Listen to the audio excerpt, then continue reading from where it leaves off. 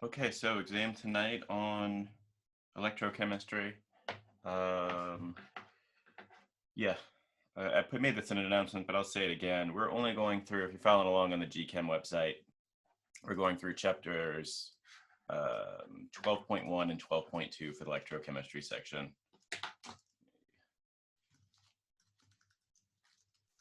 Pull that up. So don't, I don't know, it's an exam. I don't want to say don't over prepare, but don't go beyond that. You don't have to do electrochemical stoichiometry, which isn't that bad.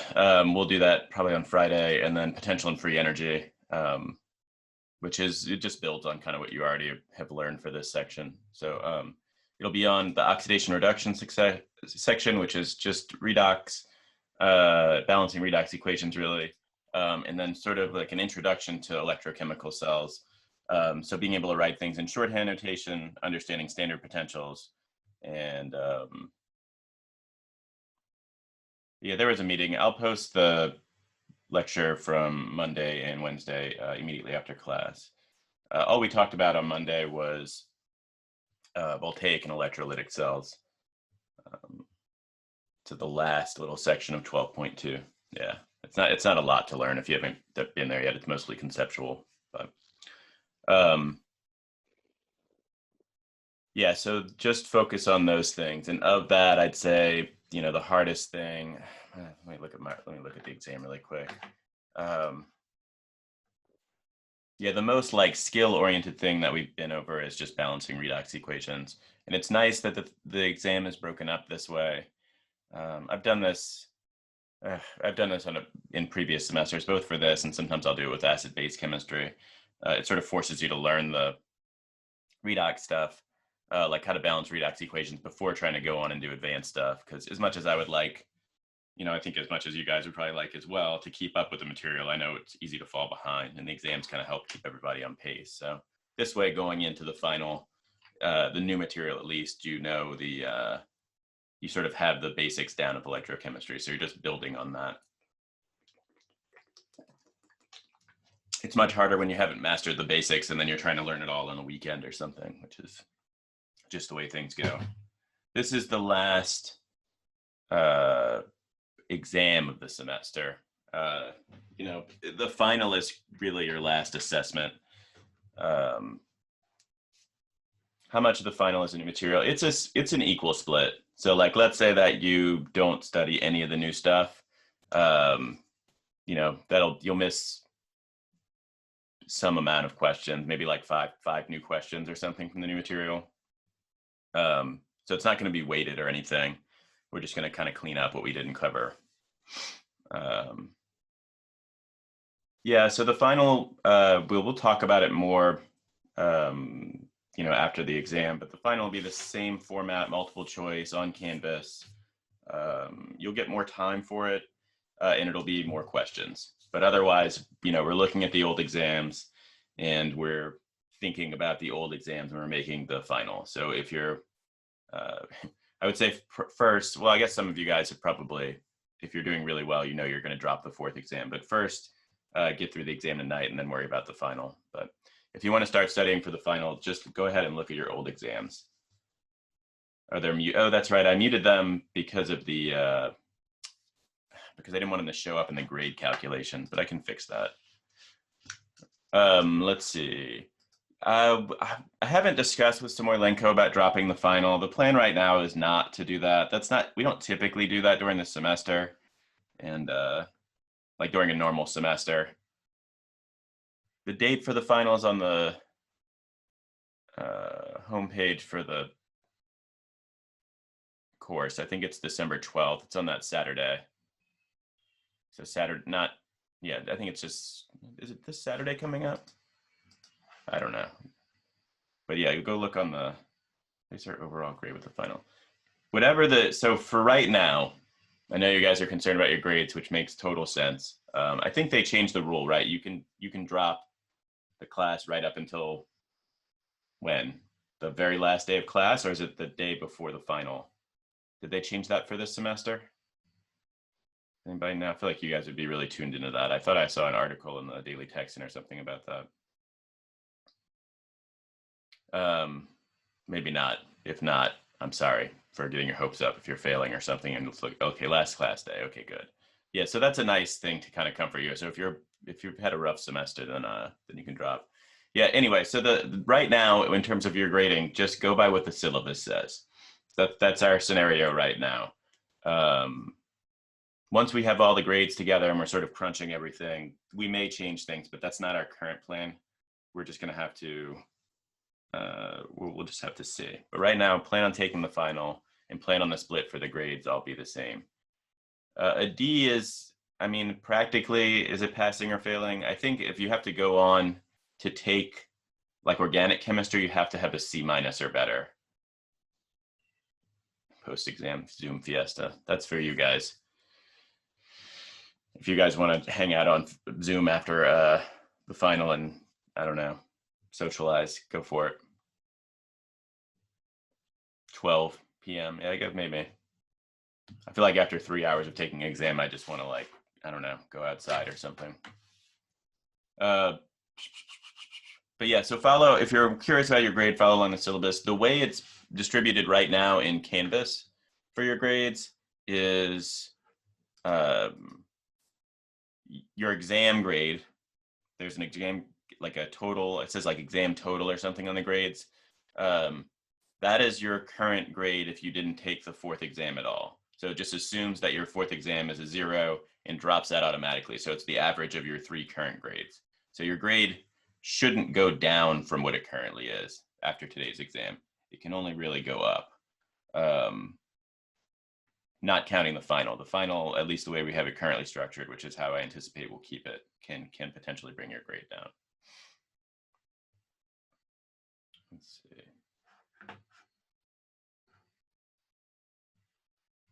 So you guys can't see the exams. I know they're muted in the grades, but I don't have them muted in assignments. Yeah, lowest LEs and homeworks are already dropped. That's already programmed in. The only thing that's not posted in there right now is the exam drop. I don't have that programmed in just because I wanted you to, it would make it look weird. Like you'd have 2 exam grades for your average instead of 3. But as soon as you take your exam tonight, I'll switch it over.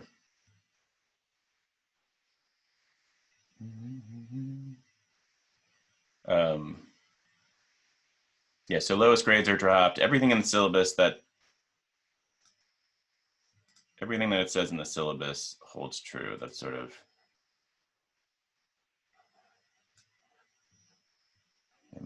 I'm going to post the exam 1, exam 2, exam 3 grades, the like raw scores or whatever. Just don't get confused though, so it won't count into your grades, but I think it'll unlock your ability to at least see your exams maybe. Yeah, it'll take a second for them to update across the server. Let me go into the modules here. Let's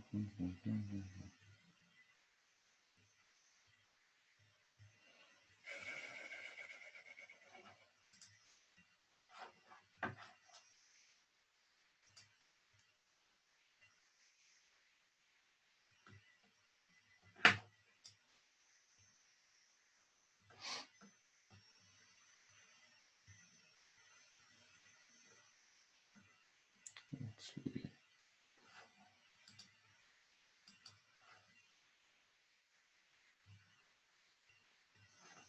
Yeah, they should be available, at least in the assignment thing. It looks like they're available till December 31st, which should give you plenty of time to access them.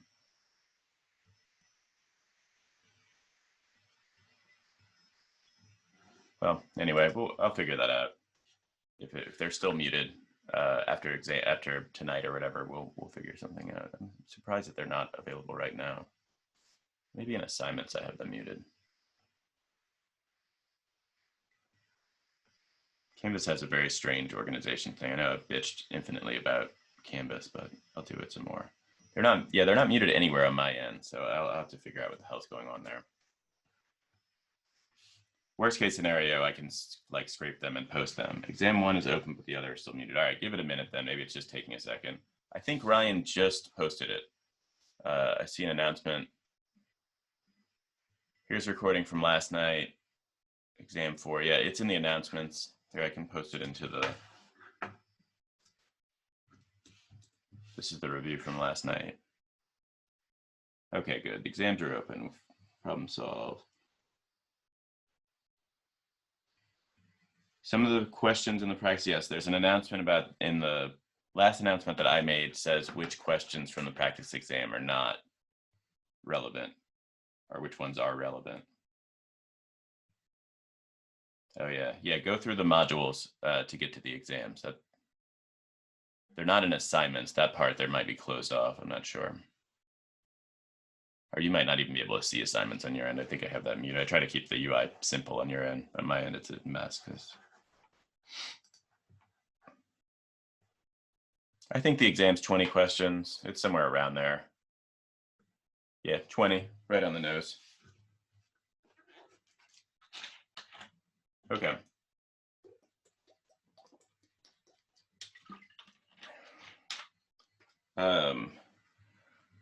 Material questions. Hopefully this exam is not super challenging for you guys. I mean, I know it's the end of the semester. And so you're probably getting pretty burnt out, but the amount of material on the exam is at least small. So hopefully that helps with doing well.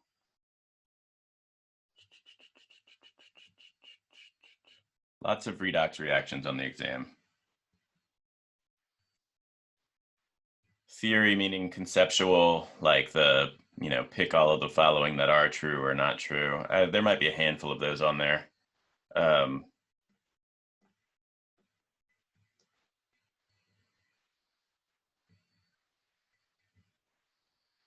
Yeah, I mean, knowing about galvanic versus electrolytic cells, those are probably something that would be, yeah, but yeah, there we go. I was about to say, someone usually posts the breakdown. It's very, very heavy on balancing redoxy reactions, I'd say, and that kind of stuff.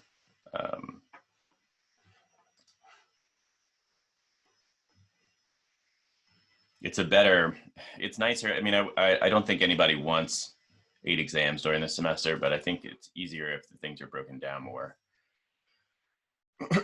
to learn it. I did that in organic what are we in, spring right now? I can't keep track anymore, but I did that in organic last semester. I gave an exam every week, a quiz, which the students hated, but it helps people stay on top of things. Yeah, there we go. All right, let me see. Somebody had an actual question. Could you go through question 5 on the practice exam?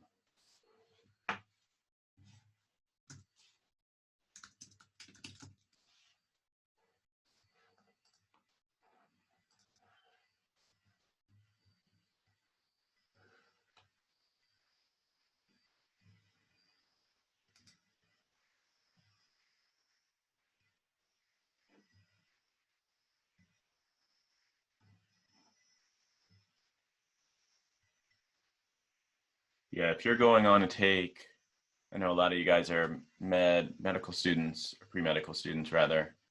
Some of you guys are engineering, chemical engineering. If you go on to take organic chemistry, there's not a lot from the second course that makes it in, from 302 that makes it into organic chemistry. So if you've struggled with this one, doesn't mean you'll struggle necessarily with organic chemistry, at least not for the same reasons. There's a lot of first semester stuff. It's a lot of Lewis structures, that kind of stuff. We would use some acid-base chemistry in there, but it's a lot softer than what we do in here. It's complicated for other reasons. All right, let's see.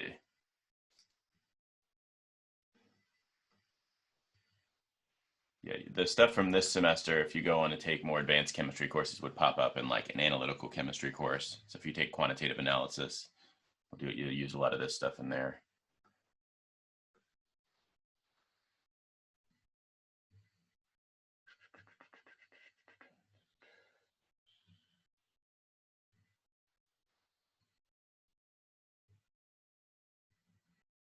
Let's see. Practice exam, question 5. Where are you, practice exam? There we go.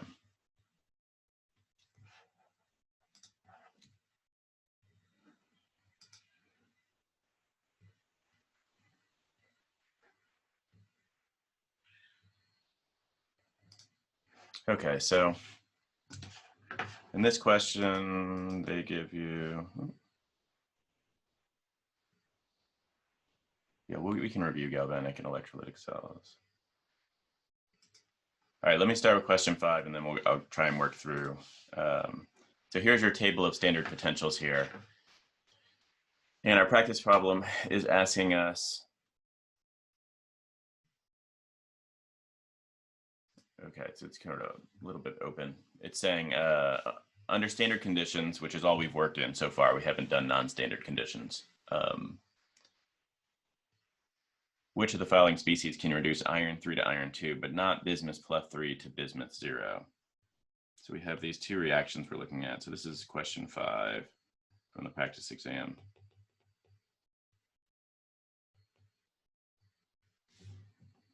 And we have these two reactions. We're talking about a reduction here.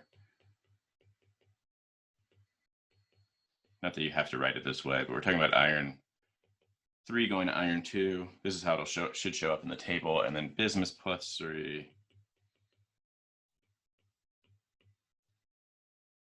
going to bismuth. I'm going to write out a little 0 up here. So it's going, the 0 state for these metals that's when they're in their sort of metallic state. You know, like iron 3, if it was being reduced to iron 0, that would be iron like steel, you know, that you're familiar with. So I usually indicate that with a little tiny 0 up top, just so I don't know, it looks weird when it doesn't have a charge on it. Anyway, we're looking at these two things. Then we have these other species, and we're trying to figure out which ones are capable of reducing either of these things. Or I guess both of these, is that how it's phrased? Oh, it can reduce iron 3 to iron 2, but not bismuth. Okay, so we're looking at things in between reactivities there. Platinum, tin, copper, and iodide. Palladium, copper, no, wait. Oh, and I minus.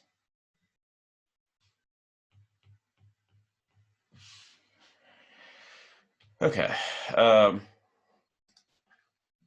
Yeah, I mean, so right off the bat, not even looking at the standard potentials, platinum, it's really not reactive, as is palladium. Both of those things are not reactive, so I'd be surprised if those are reactive. But so you go over to the table with the standard potentials in it, and you find the reactions in the table. So the reactions that we're interested in first, because this is sort of a long table. But if you go down on the table in the left-hand column, you'll see bismuth towards the bottom. And this has a reduction potential of plus 0.31 volts. And then if we look for the iron 3 reaction, let's see, yeah, that's above it. So plus 0.77 volts. And we're looking for things that will reduce, let's see, we're looking for things that will reduce this top reaction.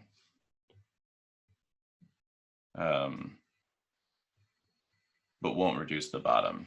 So really what it's asking is, it's saying, you've got all these things down here, they're holding on to their electrons. Which of these will give up their electrons to iron 3 to reduce it to iron 2?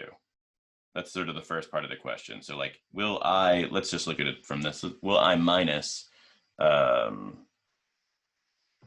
example, reduce iron 3 to iron 2? So we can look at the reaction for that. So you look that up in the table, and that you'll see you can work these pretty fast once you sort of get a handle on how to do it. But we look it up and we see in the table this reaction, and that this has a voltage associated with it of 0.54 volts.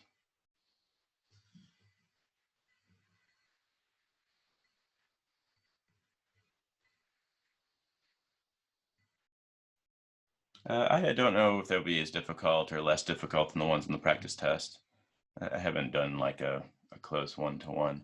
I would, if you're curious about like the difficulty on the exam, I would definitely look at Ryan's review.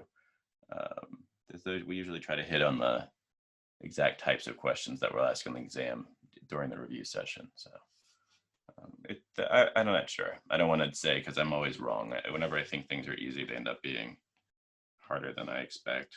It can be hard for me to predict. So anyway, so this thing has plus 0.54 volts, but we're actually not interested in this forward direction.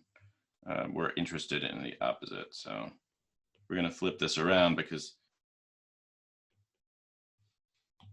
this is the reduction up here at the top. We're doing an oxidation. That's what the other species will be doing because it'll be taking 2 electrons from it. So you want to write the electrons in the product side. And so that changes this voltage to negative 0.54 volts.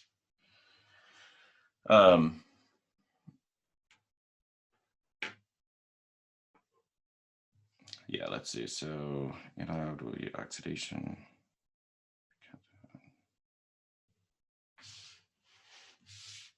Yeah, so if we're asking whether or not this will reduce it, then we see that it's below it.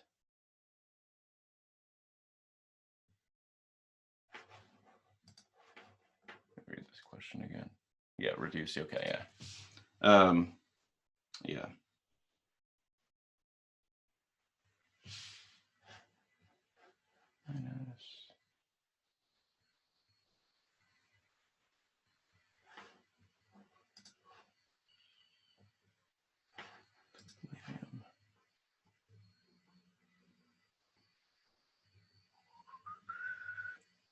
Yeah, okay.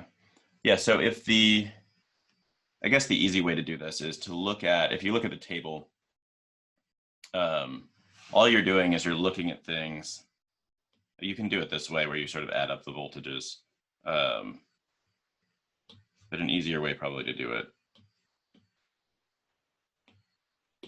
So basically what you're trying to, the rationale I'm going through here is just like, if you have this going in the forward direction, this is plus 0.77 volts, and we want to see if I minus can do that oxidation, we can write it in the reverse of what it's written in the table, and it has some voltage associated with it. And then we can see if we can look at the combination of those reactions and look at the voltage associated with it and see if that reaction actually goes, like, does it produce a positive voltage? But the easier way to do it is to look at the things that are just in between these two. So anything that's above iron 3 in that table. So for example, immediately above it is, I keep losing my spot on the damn table.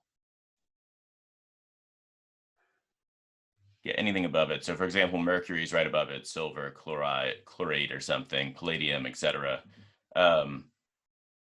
Those won't be able to do the reaction. Those won't be able to do the oxidation. And anything below it will be able to do the oxidation. That's probably, from a practical problem solving perspective, that's the easiest way to do it.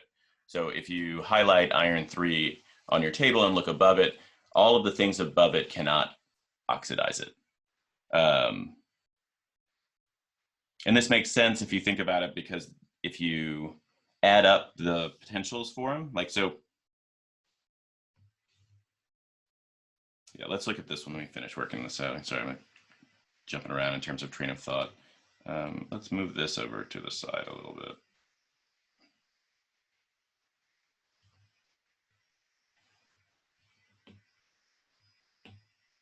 So if we look at the potential for this E cell or whatever, we end up with 0.77 volts minus 0.54 volts, which equals 7 minus 5, 7 minus 4 is 3, 7 minus 5 is 2, plus 0.23 volts.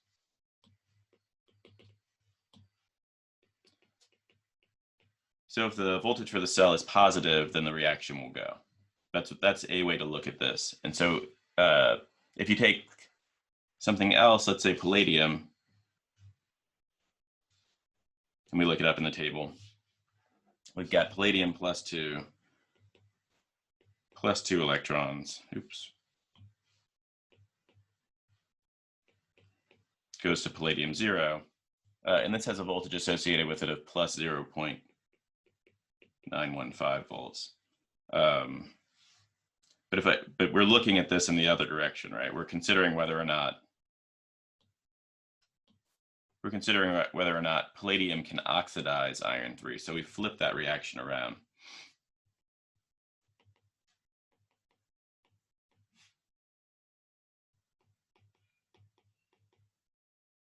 And now we see for E cell for this,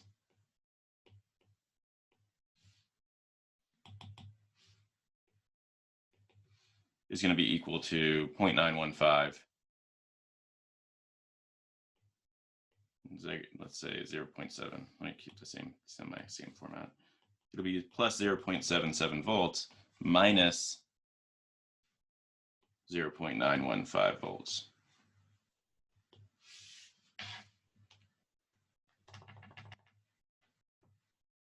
I don't know why that one has an extra digit on it. Negative 0.995. And we end up with a negative voltage there. Right. So can palladium do this oxidation? The answer is no. Yeah. So this is a way, like this is like the really, like, if you're trying to figure out why it's true or why it's not true that each of those things will oxidize or reduce it, this is the best way to, or a very thorough way to analyze it. You can take the reduction, you can write out the oxidation for it, and then you sum up the voltages. And if the voltages are positive, then you know the reaction will go. And if they're negative, you know they won't go. What I started to say, or what I was saying earlier, but before I kind of finished this thought, is that practically what you can do is just look, because of the way the table's arranged, it's ranged in descending order. And so anything above, I think as somebody's saying on the chat, anything above iron won't reduce it. So anything above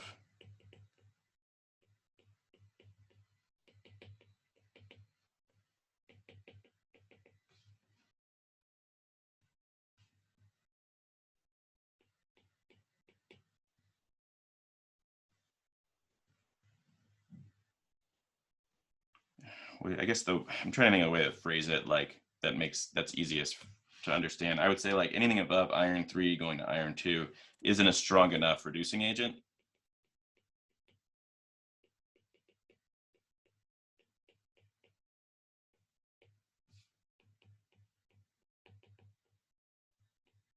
And that's not just true of iron going to iron 3 going to iron 2. That would be true of the bismuth reaction as well.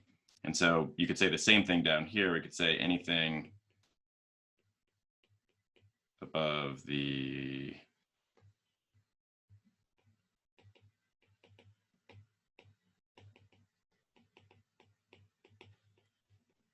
isn't a strong enough reducing agent. And so when I'm referring to it not being strong enough, I mean strong enough to actually allow that reaction to happen.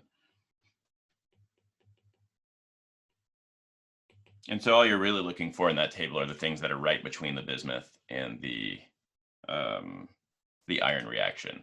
So this nickel hydroxide, manganese oxide, iodide, what is that? Nickel oxide hydroxide, or nickel, I guess it's nickel hydroxide in the opposite direction, etc. All of those reactions are fine to do what they're saying here, which is something that's strong enough to reduce this, but not strong enough to reduce that. And so you just need to come up here and check that the things that come in between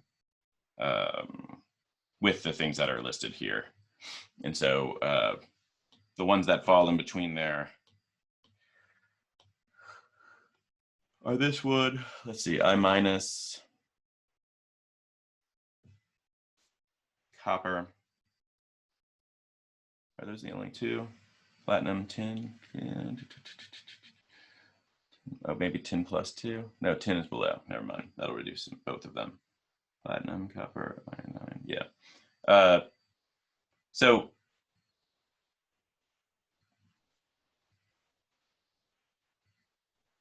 yeah, so that was the next thing I was gonna, that's a good question, Oscar.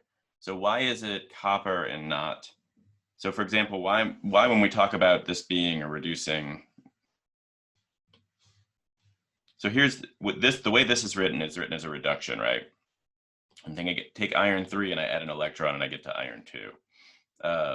That means that the reaction that is going to do the reduction, like the reaction, the thing that's going to be the reducing agent is going to be functioning it's going to be written as an oxidation, because you can't have both a reduction and another reduction. So if you look in the table, for example, let's say you're looking at I2. Let's just look deeper at that one. If you look at this reaction here, the way it's written, the electrons are on the left-hand side. So if you want to like even step back further from the analysis and not even use the terms oxidation and reduction, you could say that like you can't have a reaction, you can't combine two half reactions where the electrons are on the same side. So there's no way that iron 3 plus 1 electron going to iron 2, that's not going to happen by me mixing an I2 because the electrons are both on the same side. That's another way of saying that you can't have an oxidation, like two oxidations happen simultaneously. Because the implication is that the electrons either have to come from somewhere or go somewhere. So in this case, to do this reaction, the iron 3 going to iron 2, iron 3 needs to grab one electron. If the iodine is taking two electrons, where are those coming from? Iron 3 is not giving them up. Iodine's not giving them up, so it doesn't make any sense. So when one is written out as a reduction, the other one has to be written out as an oxidation. And so if you read the question, what it's telling you, it's saying under standard conditions, taking iron 3 to iron 2. So you have to first recognize that this is a reduction. And that means that the other reactions that you're looking at must be written as oxidations. But inside the table, they're written as reductions. And so you have to flip them around. And so if you were to write out the full reaction for this,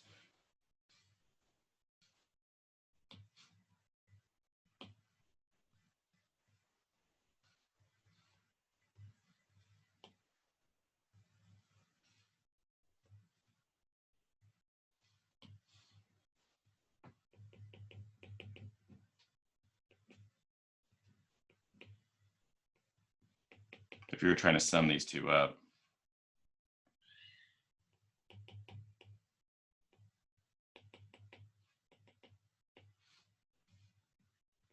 this is the reduction half and this is the oxidation half.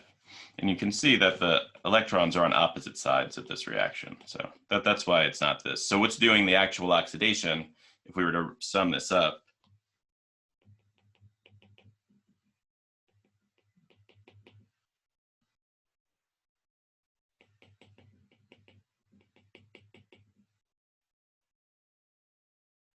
I feel like I need to balance this a little bit. Maybe there's a 2 here and a 2 here. I think that fixes it. But yeah, so if you were to balance this equation, or if you were to sum this up, what you see is what's being oxidized, or let's say what's being reduced first. Do I have it at the top? Yeah, what's being reduced? The iron 3 is being reduced to iron 2. And what's being oxidized? The I minus is being oxidized to I2. So what's actually doing the reduction here? This is our reducing agent. So this is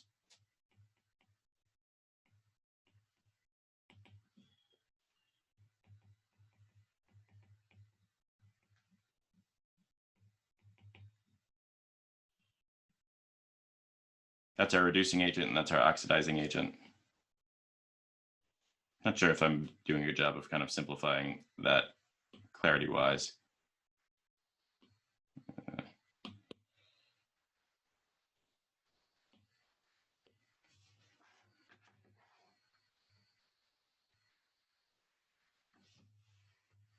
me think about it for one more second before I move on, because I don't know that it's like a very clear way to say it.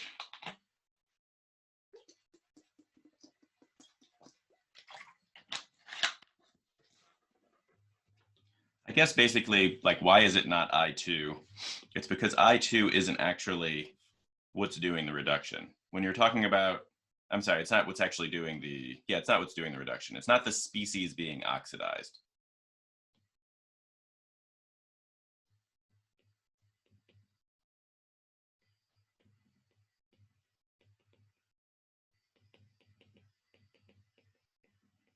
So where do the electrons come from?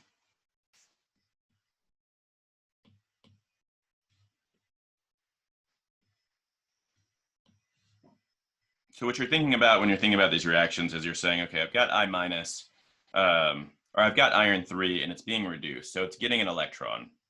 That's what a reduction means. Somebody is handing the iron 3 an electron. Who's actually doing that? Where's that electron coming from? The electron's coming from I minus over here. This I minus gives up its electrons. That's why they're written on the product side over here. So what species is actually handing its electrons off to iron 3? It's the I minus. That's why I minus is the correct answer, and not I2. Is I2 actually doing anything here? No, it's just the result. It's sort of the product of giving up these electrons here. That's why it's not I2 and not copper 2. So I think on the GChem website, they have like a simpler way of saying it. It's like,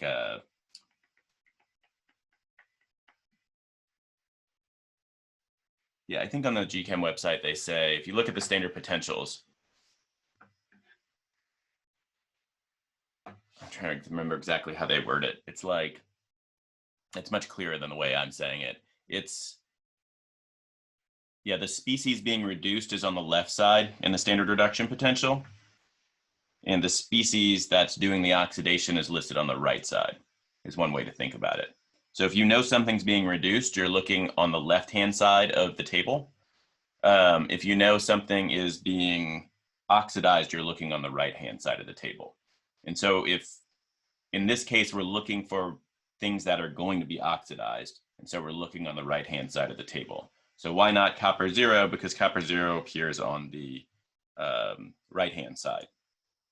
That's like the most base way, I think, of putting it. So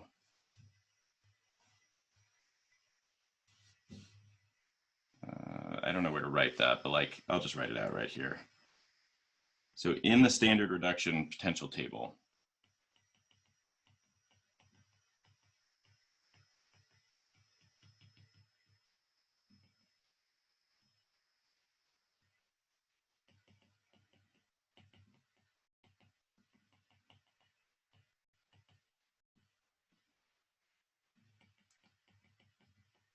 species on the left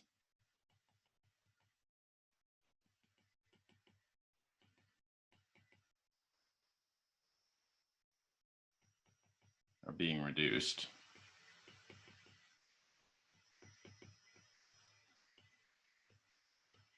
And species on the right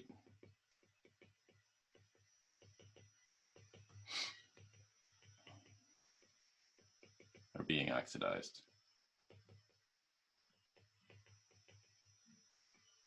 And so you just need to be careful about what type of reaction you're looking at. So if it's saying, you know, what, in this question, it's asking you about the reduction reaction. So you know that the other reaction is going to be oxidized, the oxidation. So you're looking on the right-hand side.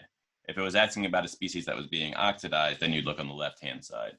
That's a, you know, not the deepest way to understand it, but it's a way to kind of look at it.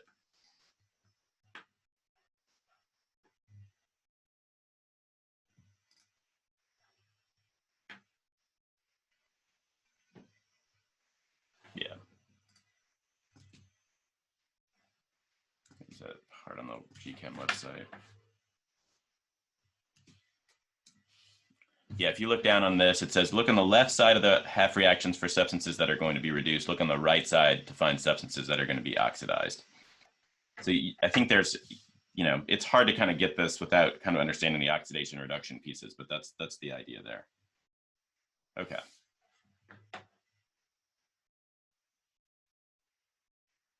Oh yeah, so for the last two choices, there's no greater oxidation state in the table.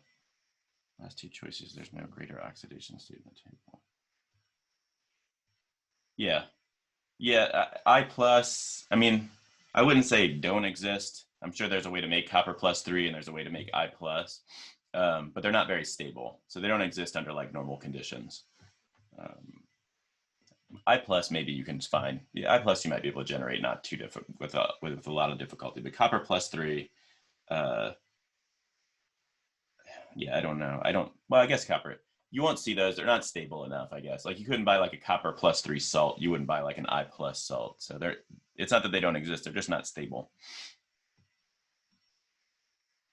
Oh, Thanks, Alyssa, for posting that. Yeah, if you look at the thing that Alyssa just posted, I accidentally sent it to her privately. Uh, on that is where they talk about looking for species that are oxidized and reduced. Let me get to some other questions here. If I spend a lot more time than I'm into on that.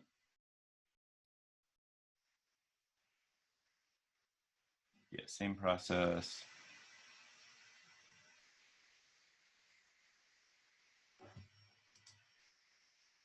Right, galvanic versus electrolytic. There's not, so if you look at the,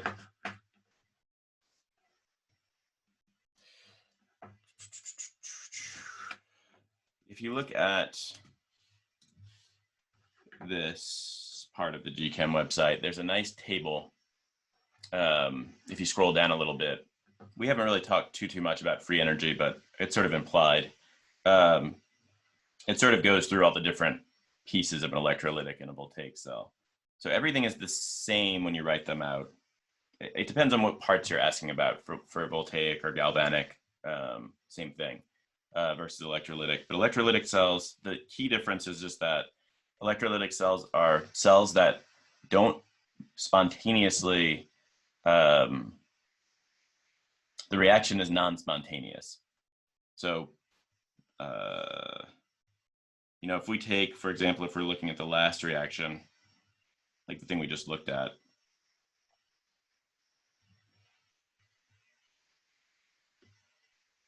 let's see, so iron would be getting reduced. So that would be at the cathode.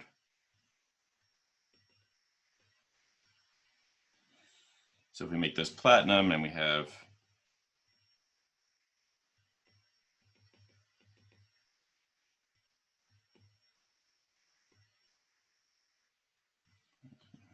bad by anybody's standards.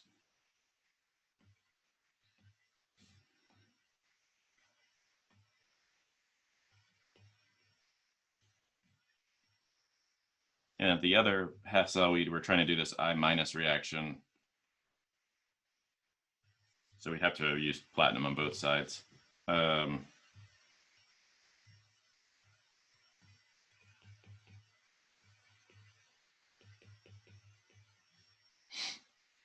we have whatever, some sort of salt bridge to connect these things. This is going to be spontaneous. It's going to have a positive voltage associated with it. And I think I actually calculated that out somewhere. Yeah.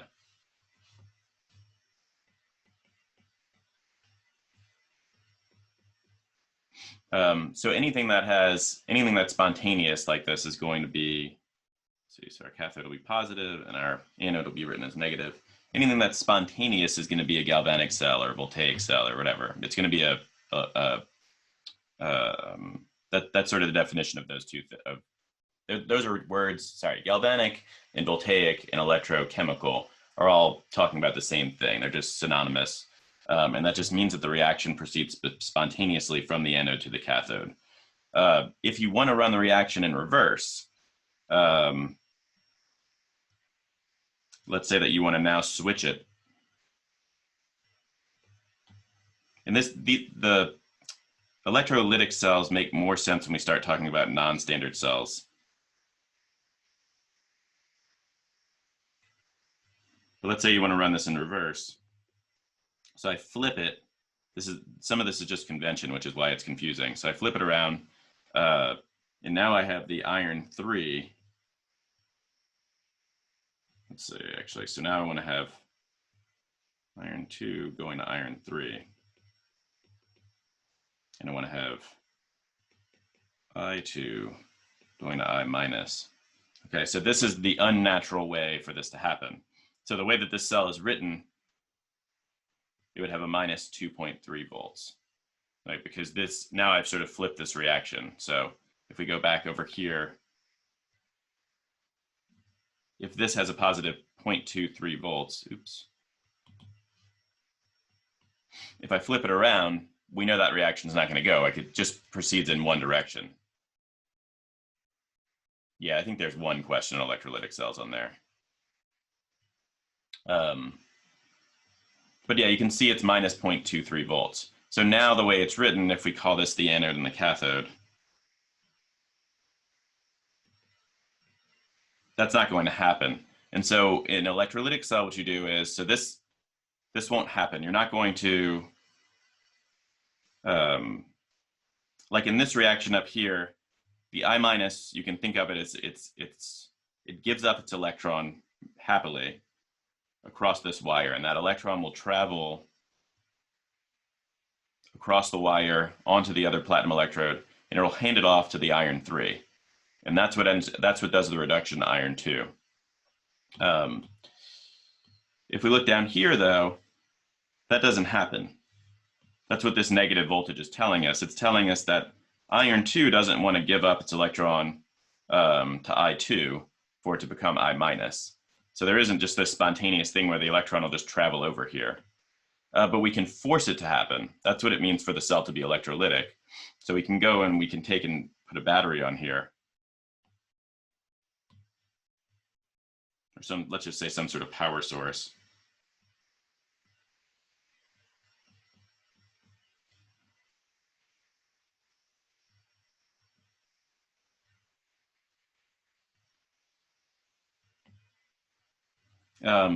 And we can apply an external voltage that's greater than 0.23 volts.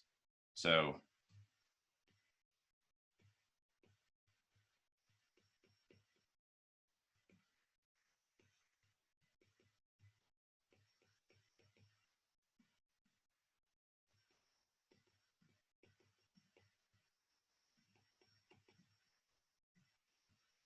and so what that does is now we make the voltage positive, and we can actually drive this reaction to happen even though it doesn't want to. So you can drive the reaction to go back in the opposite direction. So the key differences between galvanic cells and electrolytic cells is that in a galvanic cell, the reaction happens spontaneously in the forward direction.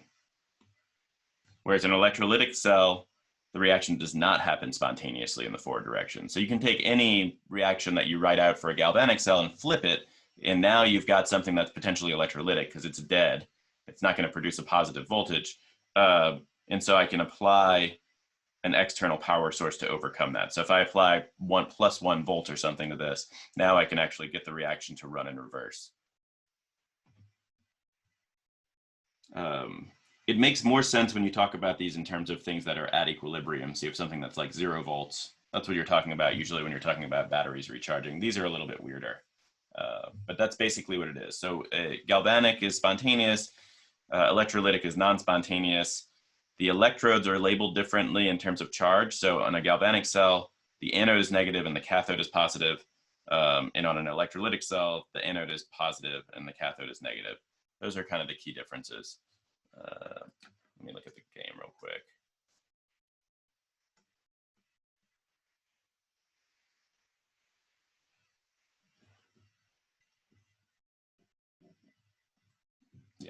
Yeah, I think if you know all the stuff I just said, you'll be fine. So this are the key differences.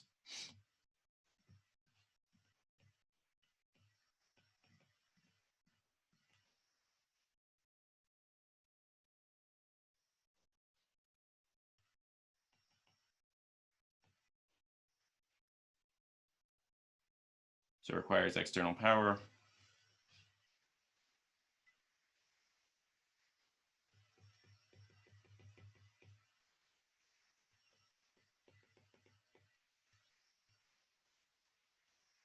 And we see that the charges that we write on the terminals are switched.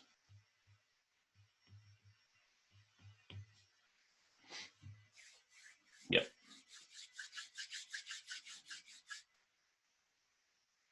Yeah, so I would just earmark that page.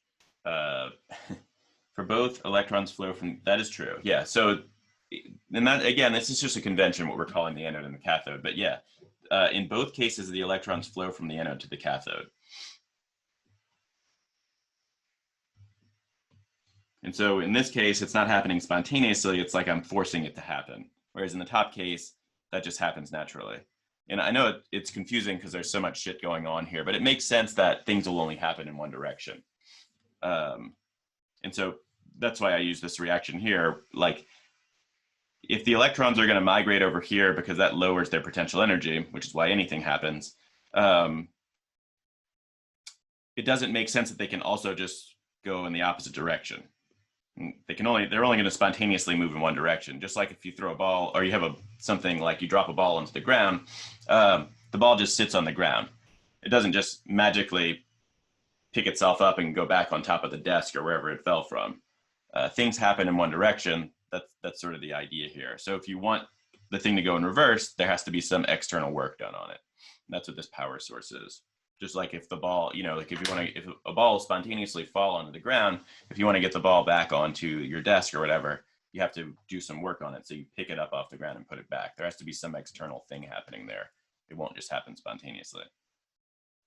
But in both cases, we label it anode and cathode and say that electrons flow from the anode to the cathode, but we're switching the signs on the electrodes of the terminals.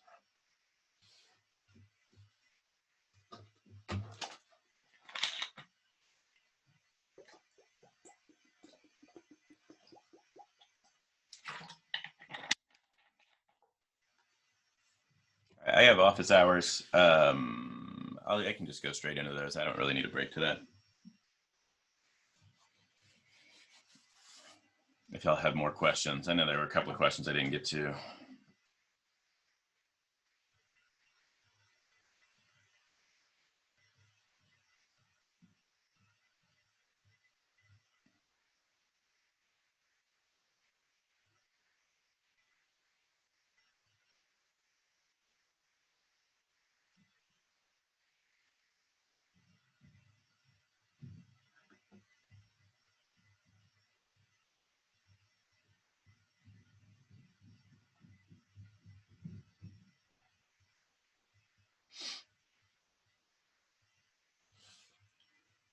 Let's see. No, the power supply should look like that. Yeah, the power supply should look like that because let's see, so you're like pulling, the way I think about it at least, and I'm not much of an electrochemist, but the way I think about it is like you have electrons over here. They don't really want to move over here. But I can sort of pull them up off of the positive terminal over here by attracting them to this positive charge. So I'm giving them a little bit of a boost. It's like it's grabbing them and helping them up. And then on the negative side of the terminal, it sort of like pushes them down the slide, because now you've got negative. It's sort of, yeah, like this negative here is like opposing that negative charge, right? And so you can think of it like that negative charge has to be greater than this to push it down. Something like that, I don't know. So no, it's a short answer. That shouldn't be inverted. Fair enough. Yeah, I'm looking at the GChem website. That's how they explain it as well.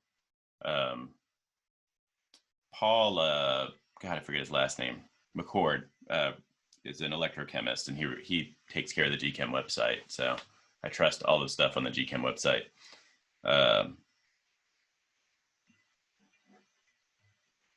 think it's pretty good material. The way he explains it is pretty good, I think.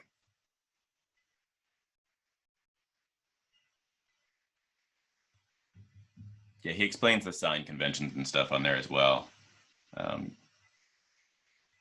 It's just like acid-base chemistry. There's a lot of conventions and a lot of confusing language.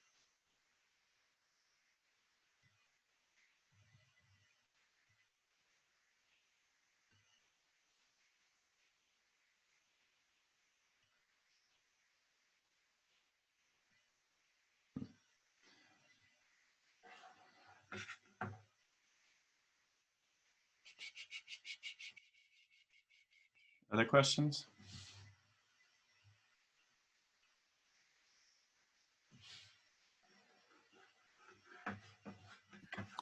Do you mind going over a couple of homework 9 problems? Of course not. Let's see. Let me get to them. That I was redoing over the weekend. Mm-hmm.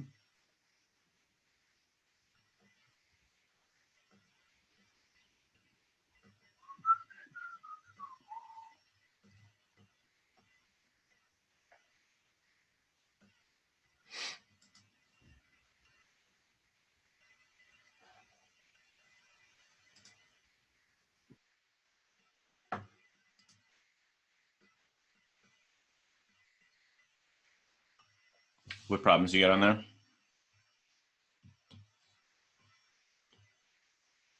Anything specific or?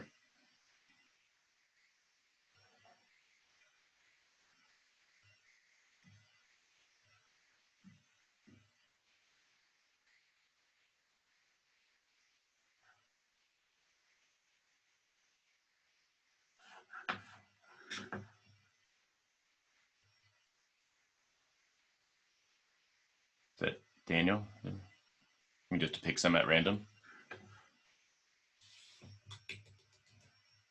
What did I lose here? I'm sorry, what'd you say?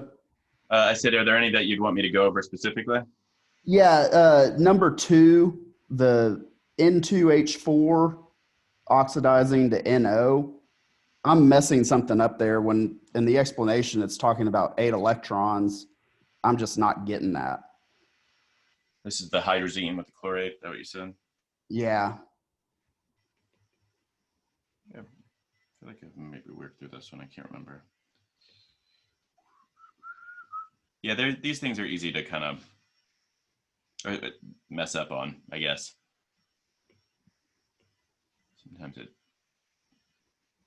Sometimes it's just a I don't know. It reminds me of like doing like algebra 2 homework or something where it just like screws something up minor midway through and then you can't figure it out, even though it's just something stupid like missing a positive or negative sign. All right, what is this?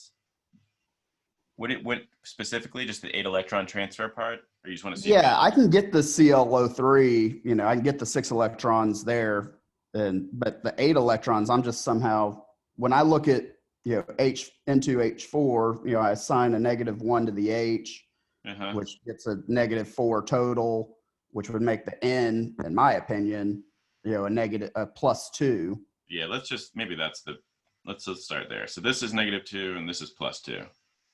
And then we're saying over here, this is a +4. So this is a -2. Is that what you're saying? Okay. That's where I'm messing up. I'm assigning a negative number to the H. Okay. Yeah. The only time you assign a negative to the H is if it's attached to a metal, which is like sodium hydride or something. Yeah. Don't feel bad. That's like my instinct too, just because it's written on the right-hand side, and that's usually how that's how we usually write things, right? Like sodium chloride, we write out as Na plus Cl minus. So my instinct is always to assign a negative to it as well. But yeah. Okay, cool. Well, that was an easy fix. And then there was another one. Sorry, I'm looking through my notes. I had another question. Where was it? Yeah, we can do that one. Sorry, go ahead. No, and then someone had a question, which I also kind of had a question. It was I think it was number 2 on the practice exam, the CL. Let me, Anali asked about number 8 on the homework. Let me knock that out since we're in the homework right now. Yeah, that's fine. I'll shut up. Just remind me. No, you're good. Homework 9, number 8. Using the same area, how many electrons are transferred as it's balanced? So this reaction is already balanced.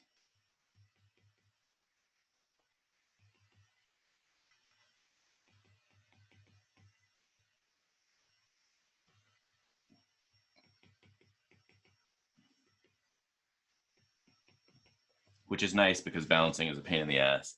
When they're talking about the electron transfer,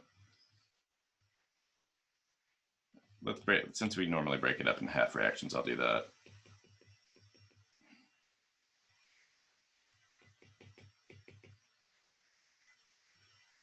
You can look at either one.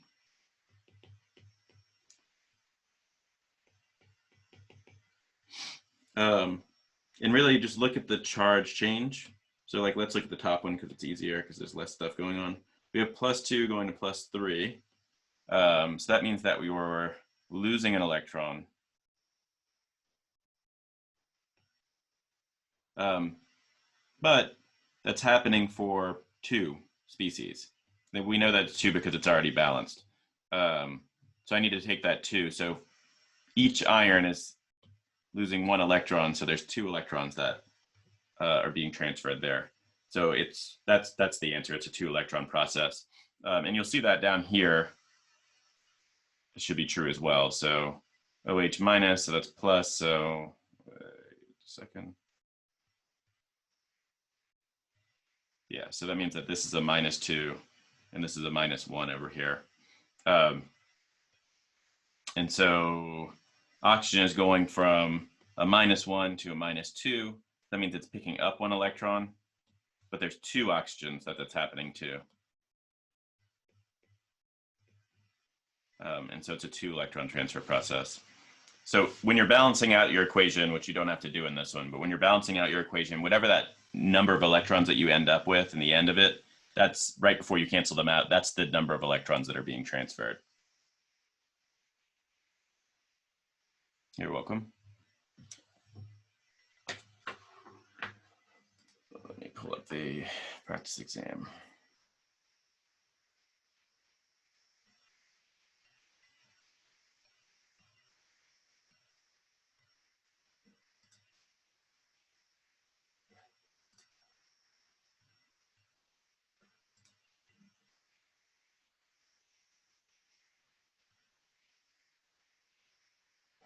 Oh yeah, question 2 on here. I don't know that we went over this in too much detail.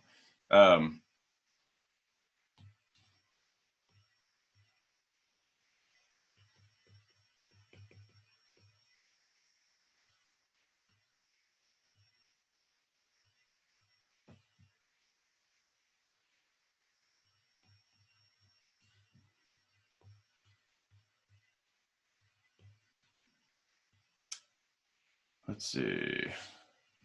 So this question's, oh, this one's kind of sucks because it's asking for which of the following redox reactions there appear to be all redox reactions. So redox reactions are when you have a change. Let me think about it for a second. Carbon. I'm trying to remember some non-redox reactions. Yeah,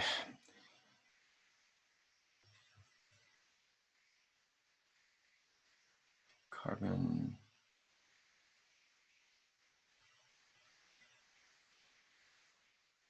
I'm trying to think of my organic chemistry background with respect to this.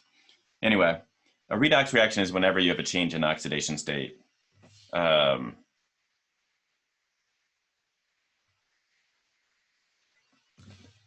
so like if you want to check something, I'm just going to go through one of these that doesn't look like one. So for example, like we don't typically talk about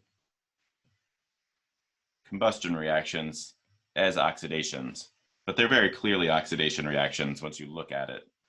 I mean, it's a redox reaction, so there's a reduction as well, but it's an oxidation in like the truest sense because you're literally taking oxygen here and oxidizing the carbon species over here. So you can see like here I've got carbon, it's got a bunch of hydrogens attached to it. Over here it's been oxidized to carbon dioxide. And the hydrogen is also being oxidized. Is that true? I guess I wouldn't say the hydrogen being oxidized, but you can see there's oxygen that's gained over here as well. But yeah, so in this reaction, you're oxidizing carbon. And if we go in and we check the oxidation states, this has an oxidation state of 0. Over here, it's going to have an oxidation state of -2. The carbon will have, what is it going to be? So this is 0, that's +8, -3 is 5. So that means that carbon's going to be -5. Well, no, because you have 3 of them. Hold on a second. So -3.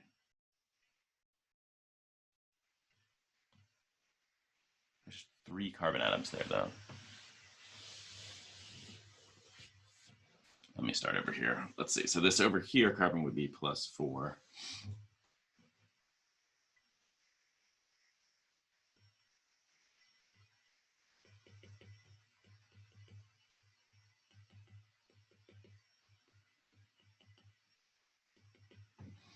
Let's see. In this one, each of those carbon atoms would be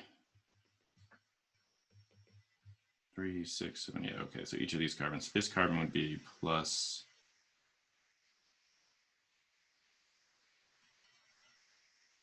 Sorry, this is probably an easier way to do this. So I feel like the carbon must have like a partial charge on it or something. +3, so this is -3, -2, -3, -6. Yeah, I don't know how to write that out the way they have it written. But they call it like maybe -2 point, be like the average of those maybe. I imagine this is not what they want you to do with this question. Like a -2.6 charge on it or something. Am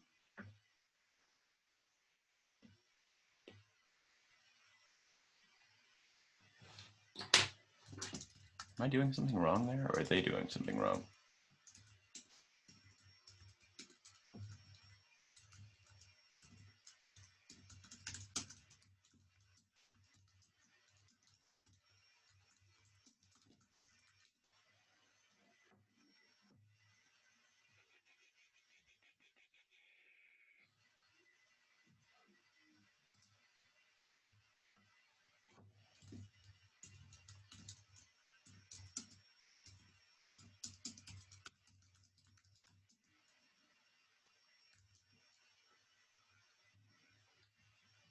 Numbers carbon. Sorry, I'm getting distracted. There's another way to answer this. It's easier.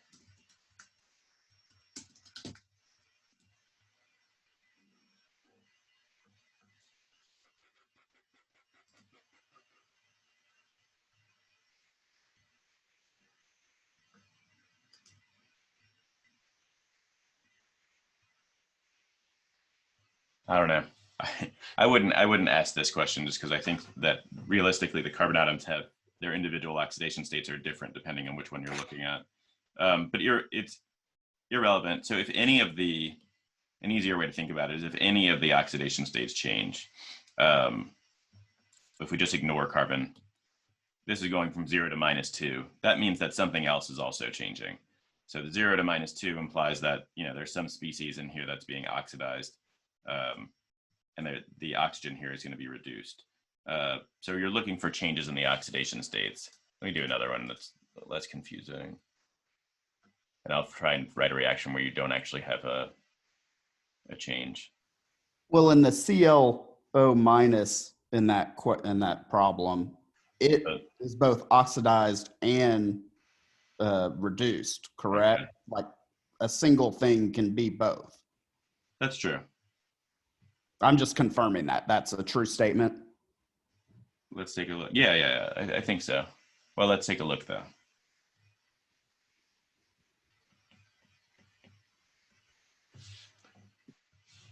Yeah.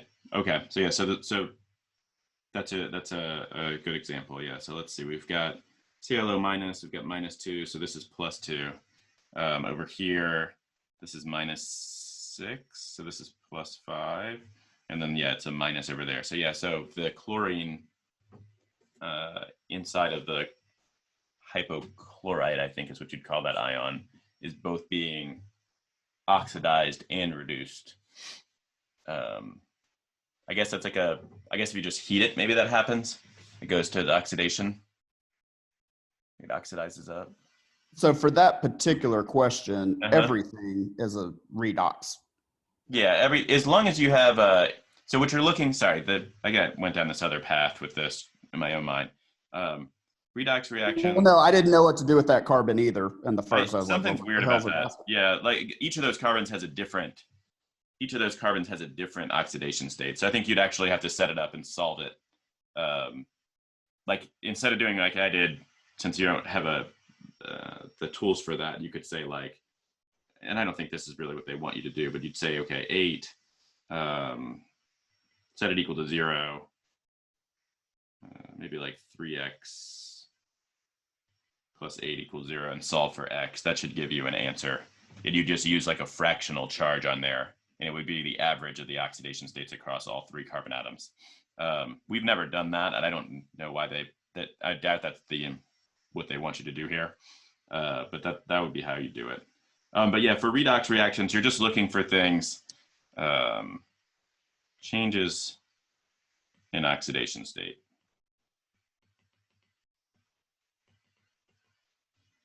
Of any species. So if anything changes oxidation state, you can call it a redox reaction. and you don't have to think much more deeply about it. So even though like right here, if you didn't bother with the carbon or whatever, you said, okay, well, this is going from 0 to -2, it tells you essentially that something is giving up those electrons. So there's an electron transfer process. Yeah, okay. So they say you can have fractions for oxidation states. That's fine. I'm not, yeah. In this case, like it's because the charge is not equally distributed amongst all 3 carbons.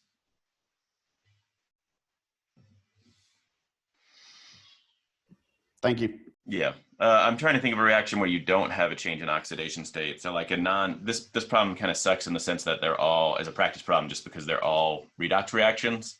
So maybe that's the point of it. I don't know. But like if we look at like an acid-base problem, for example, like let's say you've got HCl plus sodium hydroxide, since this is something we're familiar with, and out of this you'd get water plus sodium chloride. If we go in and assign oxidation states to everything, what we see is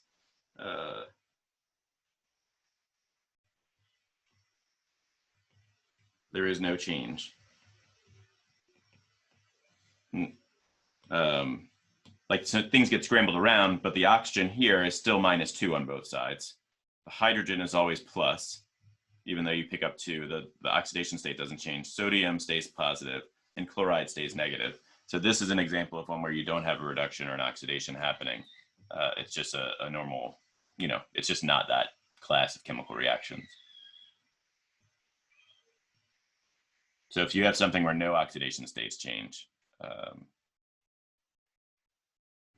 then you're not looking at a redox reaction. This is probably the easiest one to kind of, the other ones we could look at would be like a precipitation reaction or something where you have like,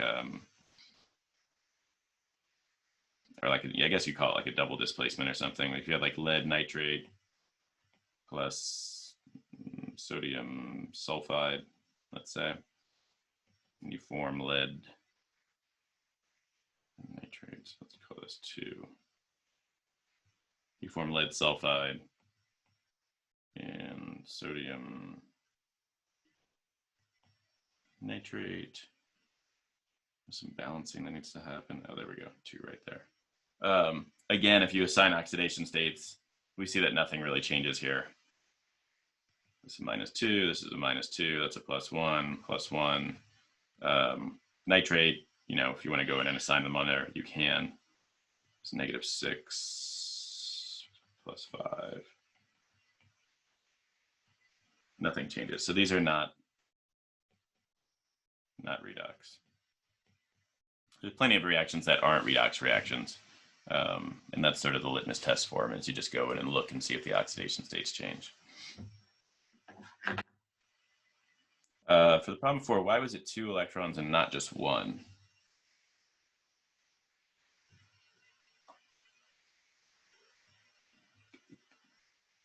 Trying to think of how to explain that. So you look at the charge change first. If you want to just kind of like brute force it, you can look at the charge change. I'm going from +2 to +3. That's 1 electron. So you're correct in that. But you take the coefficient and you have to multiply it times whatever that is. So it's 1 electron being transferred per iron, but I have 2 iron. So it's 2 electrons overall.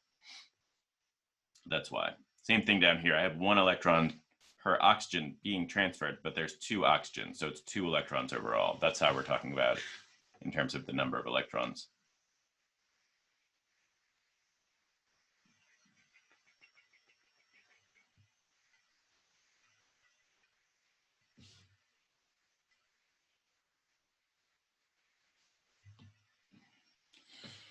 Let's see. Other questions you guys have?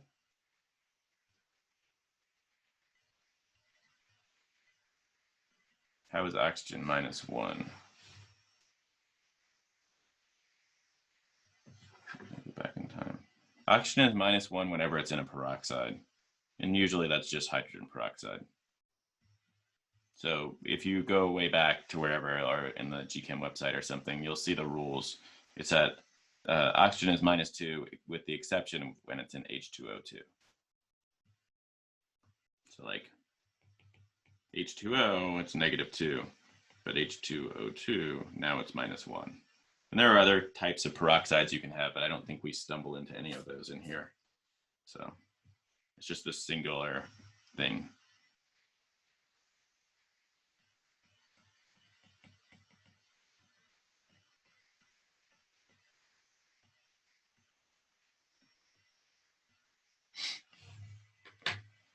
It's one of the reasons if you're, or it sort of hints at a reason like hydrogen peroxide is not itself very stable. I don't think people use it that much anymore for cuts. But if you ever see those videos where they do like the elephant toothpaste stuff, where they decompose hydrogen peroxide into oxygen gas or whatever, it's not particularly happy in the -1 state. It wants to get to -2. So it's kind of what you're doing is accelerating that process. Peroxides just kind of break down naturally in the oxygen. But yeah, it's just, this is just, for us, it's just a rule.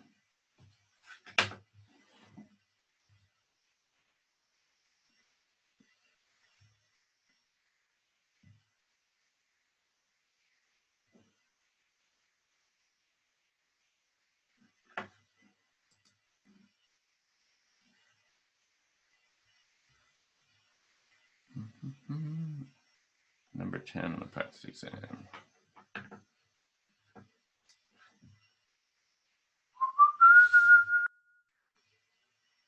Oh, this is like a fill in the blank. Let's see. So we're balancing a reaction. Is it multiple choice? We have to actually type in. Oh, good. No, it says.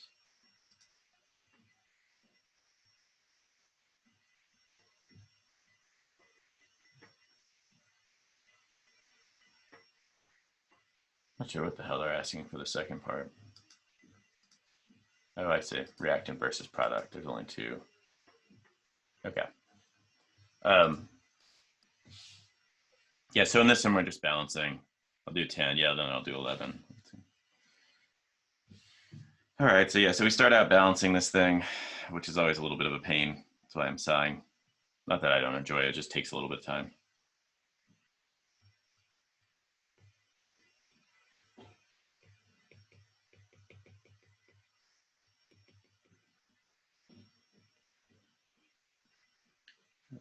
Looking at Q10, and we've got this problem where we're taking some species A, so these are not real atoms, they're just, placeholders, plus B minus.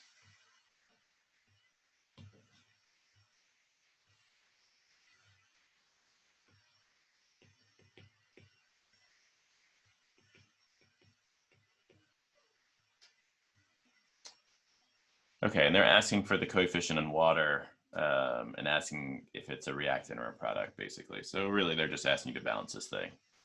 So even though we don't know what any of these species are, A or B, it doesn't really matter. We just need to go through and assign oxidation states. So AO4 is a -2. That means that this is +7, because +7 plus 8 will give me -1. And then we come over here. We got -2, so that's -4. So this must be +4. And then on the last one, we've got B, so that's -6. This is +5. So all I'm doing when I'm doing these, if this is where you're getting stuck, is saying, like I'm using the charges to write out some equation. So I know that oxygen is -2. I know I have 4 of them. And I'm saying, what -2 times 4 equals -1? This one, there's nothing to do on. Same thing here is like -2 times 2. I'm saying, solving for x there. I don't know, I guess I shouldn't use the same term for both. We call it y. And then same thing over here. I'm saying z -2 times 3 equals -1. And z is equal to the charge on B, and y is equal to the charge on A. And then x is equal to the charge on A on this side. Here, there's nothing to solve because there's just one atom, so it's -1. But once I've assigned those different things, now I can break it up into their half reactions. So what's being reduced here is the AO4.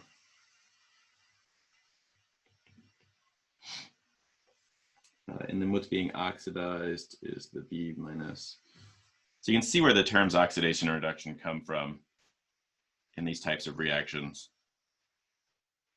You know, a reduction is like a loss of oxygen. You know, historically, if you go and look at these things, it's probably where they started out before they assigned oxidation states. We lose oxygen, and an oxidation is a gain of oxygen, is one way to look at it. It's not the most general way of kind of looking at it, but okay. So yeah, then we want to look at what's happening here. So this is +7, and this is +4. And then this is +5. Yeah, so our first step is just to balance out any atoms that are not oxygen or hydrogen. There's none of that there.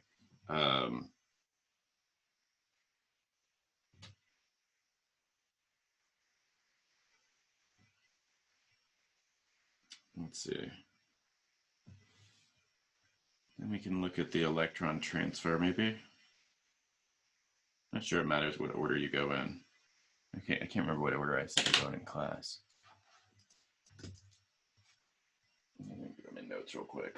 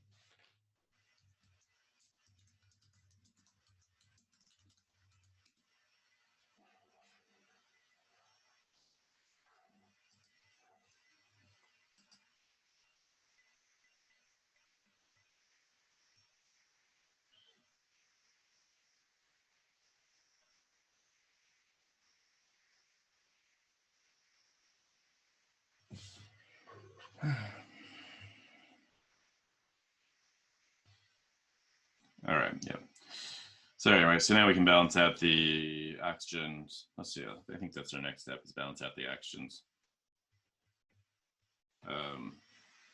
And so we have 4 oxygens on the left, so we'll add 4 water molecules. And then,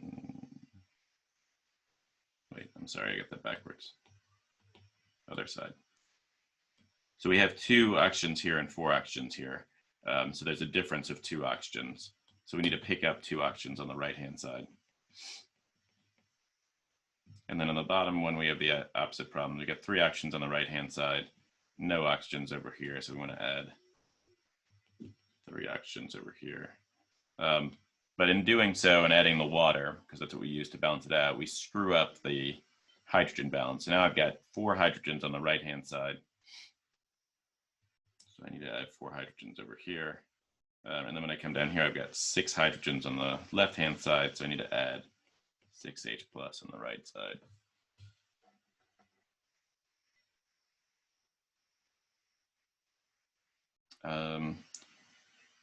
Let's see. So now I think we just balance out charges.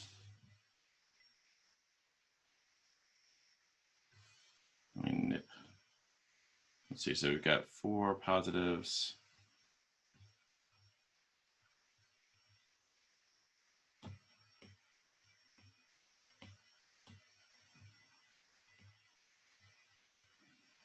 We've got +4, -1.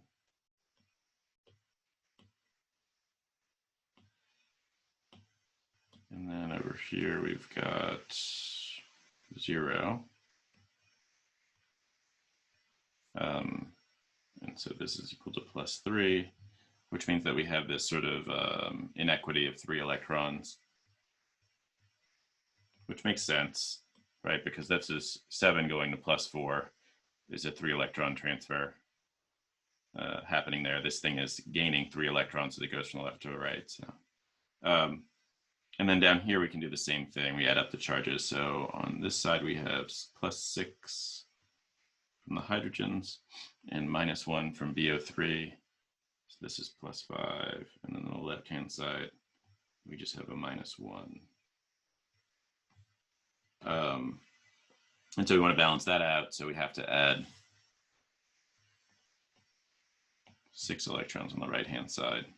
And again, this makes sense because we see here we're going from -1 to +5. And so you've lost 6 electrons. So you have 6 electrons over there. Of course, now we need to get these things to agree with one another.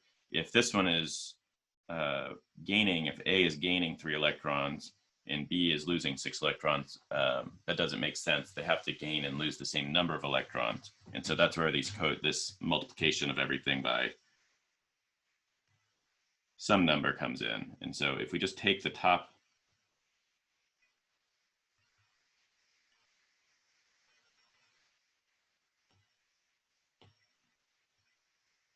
there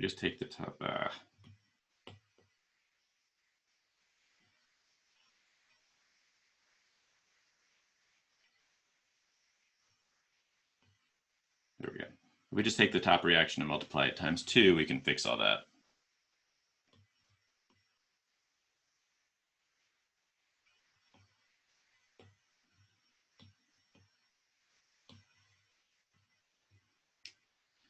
And so we end up with 6 electrons plus 8 H pluses plus 2 AO4 minus going to 2 AO2 plus 4 H2O.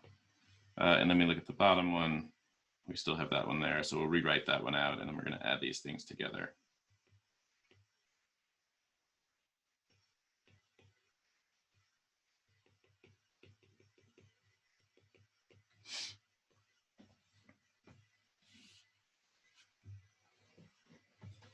So you'll know you did things right if your electrons balance out when you do this. You shouldn't have any excess electrons in there in the reaction. They're not actual products or reactants. Let's see. So that cancels out and that cancels out. And so the 3 waters go away and the 4 waters become 1 H2O. B minus, obviously nothing happens with. And AO4 minus, nothing happens with. We end up with 2 H pluses on the left-hand side, because 8 minus 6.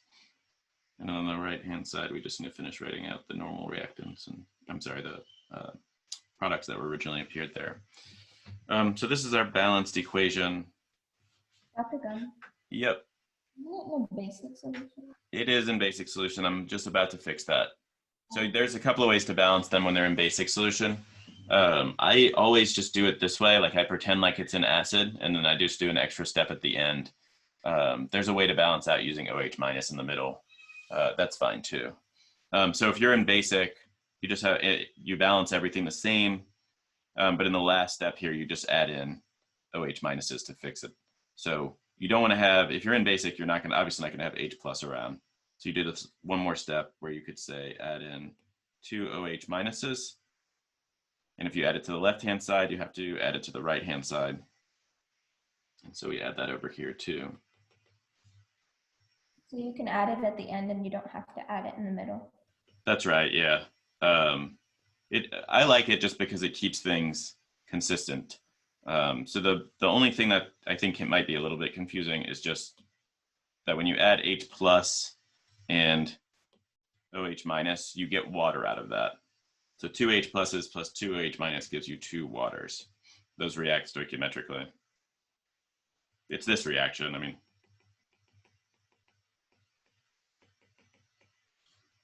That's what you're doing there. You're saying, okay, if I have 2, I get 2 waters out.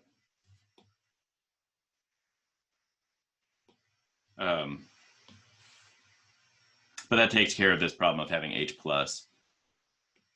And now we see that we have our OH minus on the other side. I guess if you were doing it with OH minus, I'm trying to think of, I don't balance in that way, so I'm not sure exactly which step you do that. Maybe you do that instead of balancing oxygen with, I guess you balance, let me think about it. I guess you just balance the hydrogens maybe with OH minus. So Yeah, I would just add it like after the hydrogens, like after you added this like 6H plus or something, I would just add it. Oh, somewhere up at the top. Yeah. So you do the same kind of process, but instead of doing it in the last step, you do it in the middle. Is that what you're Yeah. saying, or no? Yeah. Oh, okay. Oh, yeah. So yeah. So however you want to do it is fine, as long as you get the right answer. I mean, this. It's not like this has any kind of physical meaning. This isn't what's actually happening. It's just a way to get to the right answer. But yeah. So now there's another step though, because now I have 2 water on the left and 1 water on the right hand side, and so you just need to make sure that you don't want to have things appearing in the products and the reactants. That's not how we write things.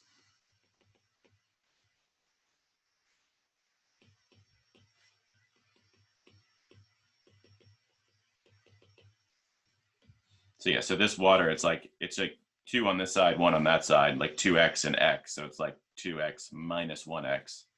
And so you just end up with x there, where x is H2O here. But this gives us our answer, which hopefully agrees with whatever answer they've got. This is in the practice exam. Where am I? Yeah, I was in the practice exam, It but was I have, practice. Yeah, correct answer 1, and then identity reactant. Yeah, okay, we did it right. Any questions on that though? Oh, did I lose something somewhere? Yes, thank you.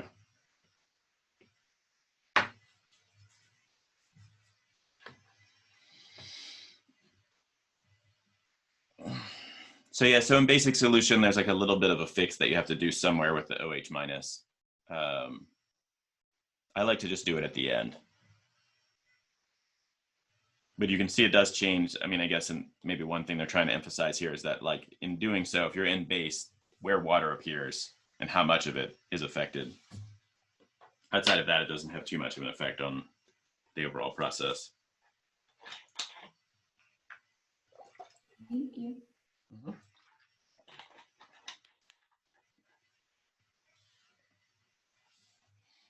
Yeah, if I was like, if you're, I don't know where you guys are in your studying, but like, I would just work on balancing like lots of redox reactions, and at the end going in and identifying what the different things are. So make sure that you know what's being oxidized, what's being reduced, and also what the oxidizing agent is and the reducing agent is, and just do that for every single one of them. Yeah, so the for example, in this problem, B minus,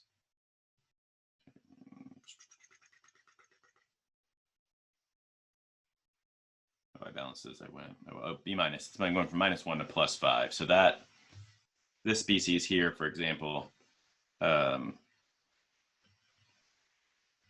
an oxidation. Uh, you know, you can say it's 6-electron transfer process, and then you could say that that is behaving then as the reducing agent. And that terminology at first just seems confusing because you're saying it's like almost like you're saying it's an oxidation, but it's a reducing agent. But it's the agent of reduction because that's where the electrons come from for the reduction. So the B minus is giving up 6 electrons as it goes from here to here. So B is getting rid of 6 electrons, and those 6 electrons are being picked up by A, which is being oxidized. I'm sorry, which is being reduced, excuse me.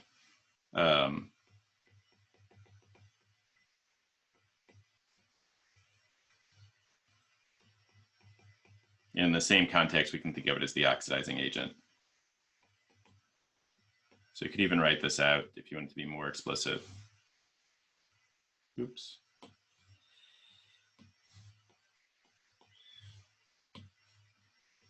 You could say it's a gain of 6 electrons. And this is a loss of 6 electrons. So if this is losing 6 electrons, it's like it's donating those electrons in a sense. That's why it's the reducing agent. And this is gaining those 6 electrons. That's where these terms come from. But that's, if you can identify all these things, then you know that explains most of what's going on in this chemical reaction and most of where I think you can derive questions from for an exam. I guess the other things you could talk about is like you could then go in and write it out as like a anode cathode type thing as well. You know, in this one it's a little bit weird because we don't even know what the hell the species are, but you could say, let's see, anox. B minus.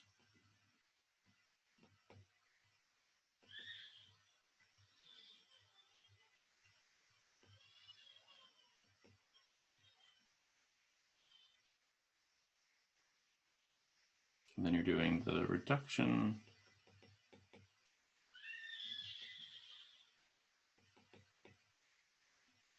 And then that would probably have to take place in platinum as well.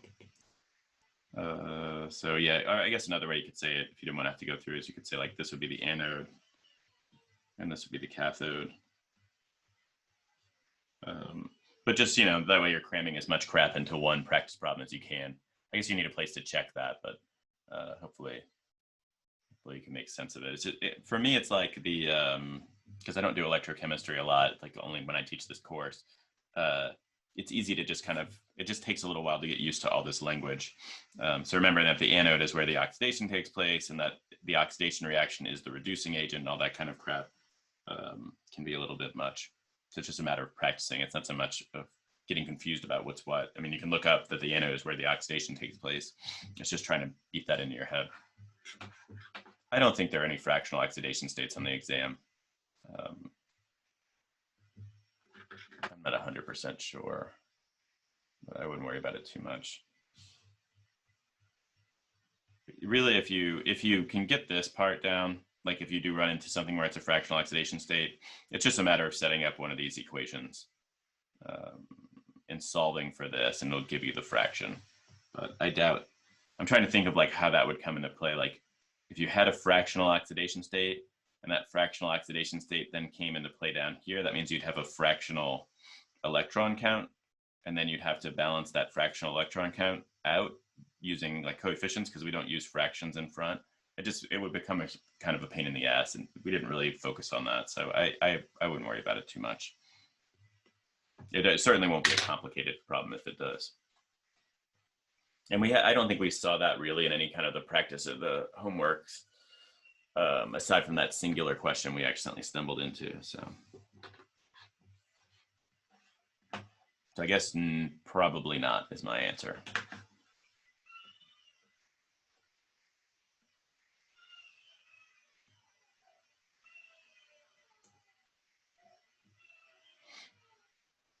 Other questions?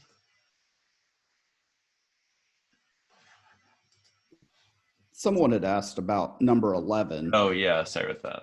So the redox reactions take me so long to balance, especially talking through them. Wait. I almost wrote out the problem from our actual exam. All right, here we go.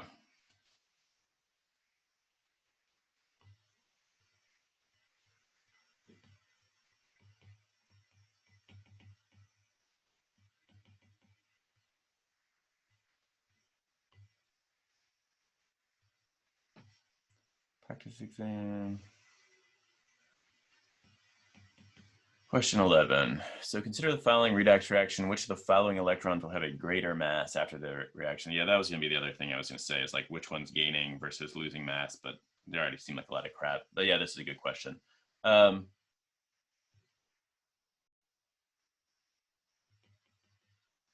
give you this real general thing here.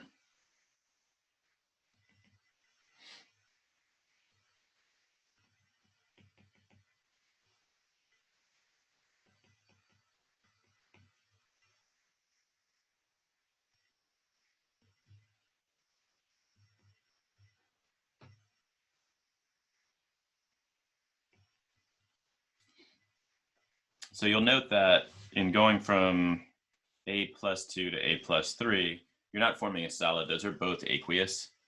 So if you're not forming a solid, then there's no way then that's basically just telling you that you have to use a platinum electrode for it. So going from +2 to +3, that's the oxidation half reaction. So this is being, I'll write it out like I did in the last one. So this one's nice because I think they balanced it for us, but so this is a loss of 2 electrons. Say a 2 electron loss. And it's the oxidation reaction, or half reaction. And then if we look over here at this one, we're going from +2 to 0. And so this is a 2-electron gain. We know a gain of electron is going to be the reduction. And so, yeah, to the top one, the B is going to be our oxidizing agent, and A is going to be our reducing agent. But yeah, this one's asking about electrodes. So we want to, I would just write out the like shorthand notation for this.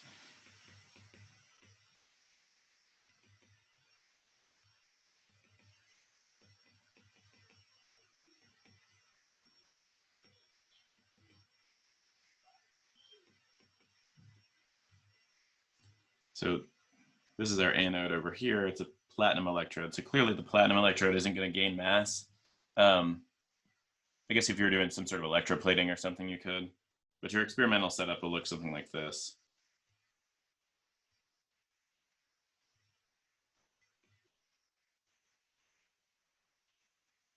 Or could look something like this.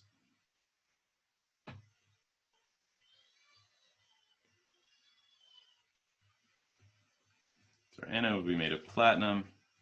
That's not going to pick up any mass or lose mass or anything. And here we'd be doing what, A +2, and at the platinum electrode, it'd be going to A +3, so it's giving up its electron. That electron is going to travel along this wire until it gets down here to our other electrode, which is made of B0.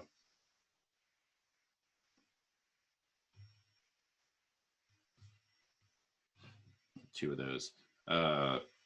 We have B +2. That is going to actually plate out onto the electrode, the cathode or whatever.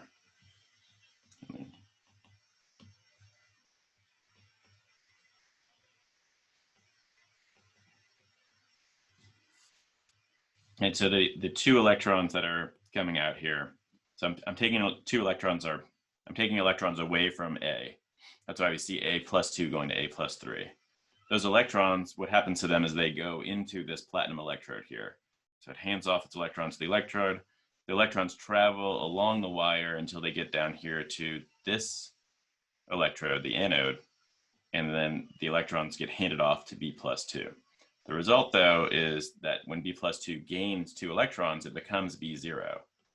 And B0 is a solid. So whenever you have a 0 charge on something, it becomes the metallic form of the ion. And so it just plates out and makes this electrode bigger. So it gains mass. So usually, let's see. So usually is that always true? At least in a galvanic cell, if one of the electrodes is picking up mass, it's going to be if one of the electrodes is picking up mass, it'll be the cathode.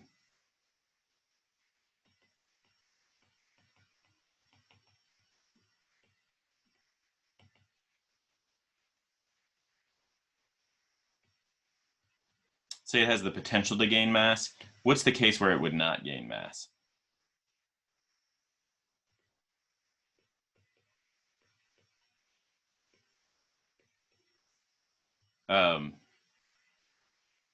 It's just the situation where you have a platinum electrode on both sides. So if this was made of platinum and you weren't actually plating out any solid, it wouldn't gain any mass, right? So it has to be going to a solid for it to gain mass.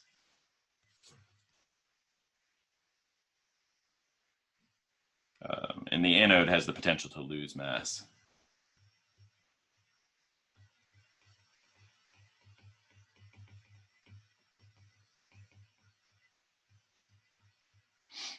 Here, we don't actually see the anode losing any mass because the anode actually isn't reacting. Platinum is serving as sort of this inert conduit for electrons. And we just see something happening in solution here. So you're looking, I guess what I'm saying is when you're looking for gains or losses of mass, you're looking for changes in the phase. So it needs to be going from aqueous to solid or solid to aqueous. If you're going from solid to aqueous, you're going to be losing mass. If you're going from aqueous to solid, you're going to be gaining mass.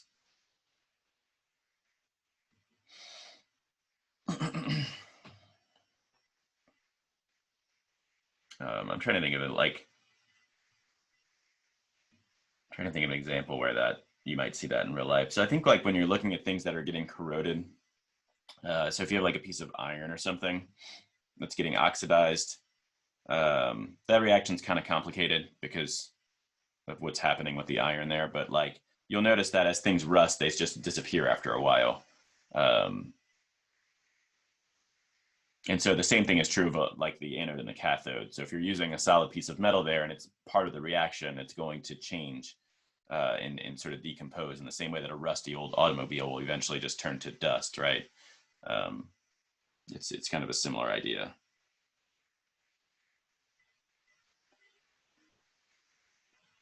Yeah. Other questions?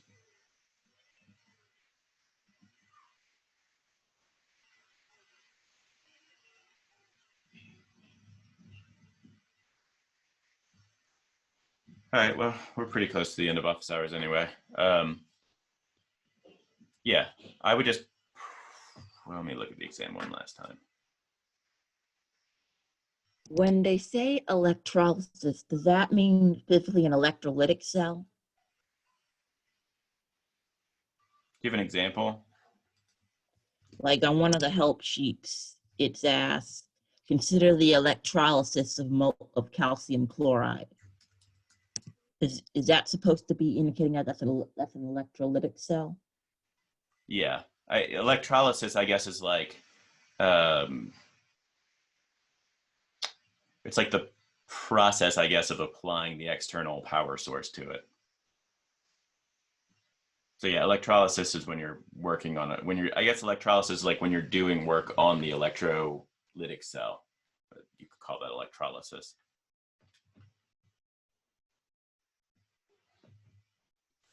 Does it matter what order you write the anions in the shorthand notation? Yes. So you want to write it in terms of like, at the anode, you want to write it in terms of the oxidation. So you see here how I'm going, if you come back and look at the reaction up here, this is getting oxidized from +2 to +3. So I want to make sure I write it in that order. So another way of saying it is like whatever's happening on the left in the reaction should be happening on the left in the shorthand. And whatever's happening on the right should be happening on the right down here. So it's written kind of in that order. And you see on that as we go over here, right, we've got B +2, that's on the left, and then B0 is on the right. So it sort of follows the logical progression of the reaction along. Okay, thanks. Yep. So Yeah, it's like reactant product, I guess is the way to say that. What's that? the oxidizing and reducing agents are always reactants, right? Is that true? Yeah, I think that's probably generally true. I mean, the reactions are reversible, so you could talk about them in the opposite direction too. But yeah, let's just say yes. Okay, thank you. Yeah. Like if you were to I guess all I'm saying is if you flip this reaction around, then everything becomes reversed. But I don't know. I can't think of a specific way we'd ask about that. So yeah, they're always on the left-hand side. Oh, okay, thank you. It's sort of like in the acid-base chemistry chapter, like the conjugate acid, conjugate base was always on the product side. So I think it's a similar idea here. The oxidizing and reducing agent's always on the left-hand side.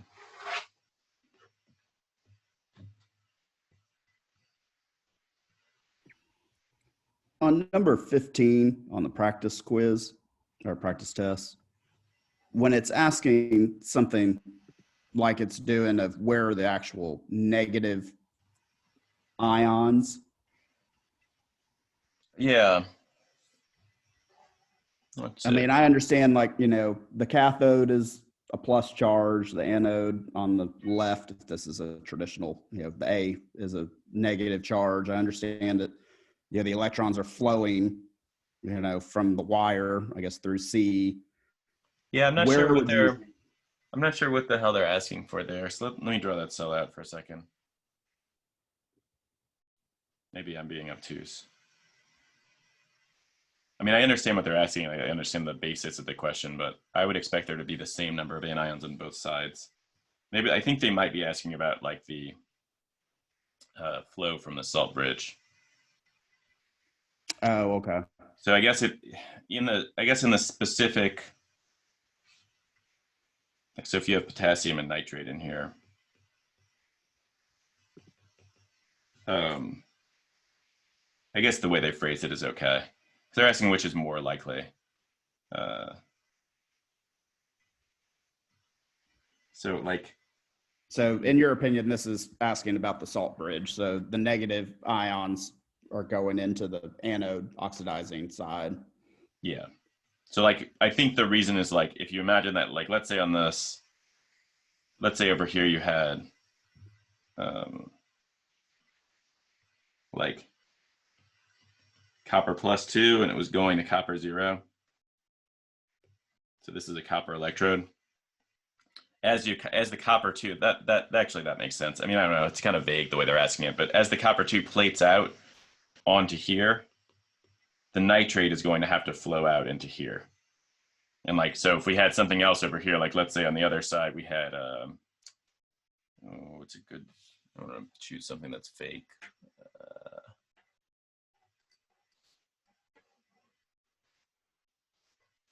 There we go. Standard reduction potentials, copper. Copper is being reduced. So what could reduce copper? Anything below? Yeah, let's say on the other side we had, I'm looking for one that works here. Let's say The answers chromium. are B, D, and E, so they're saying there are anions on both sides of the cell. Oh, okay, well, that's not how I interpreted it. So as the chromium plates out over here, it's going to draw K plus down as it plates out onto this. God, let me go back to their question. Oh, I see. They're just asking, they're not asking which is likely to contain the most anions. They're asking which is likely to contain anions at all. I don't know. Yeah, it's a weird question. So yeah, things that would contain it would be the salt bridge obviously would contain it. Is that one of the options, D? Yeah. Because the salt bridge has both an anion and a cation. But then down here, these come as salts as well. So like, you know, it's not going to be copper +2. It's going to be like copper chloride or something. Or maybe copper nitrate. And then same thing over here. This is going to have like some sort of anion in it. So all three of these things will have anions in it. My thinking was like, what is it true? Let's see, as you pull. Do I have that backwards? So as copper 2 plates out, you're going to lose positive charge. Yeah, sorry. I've got this flipped in my head. My point, which was wrong, but the spirit of it was correct.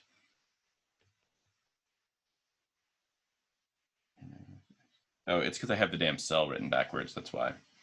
Yeah, I've got it written as an electrolytic cell. Hold on.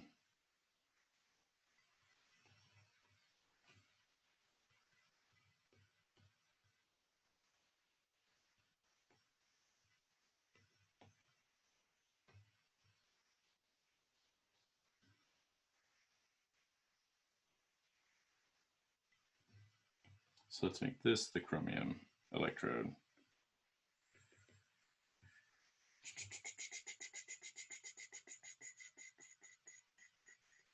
Yeah. Now I've confused myself.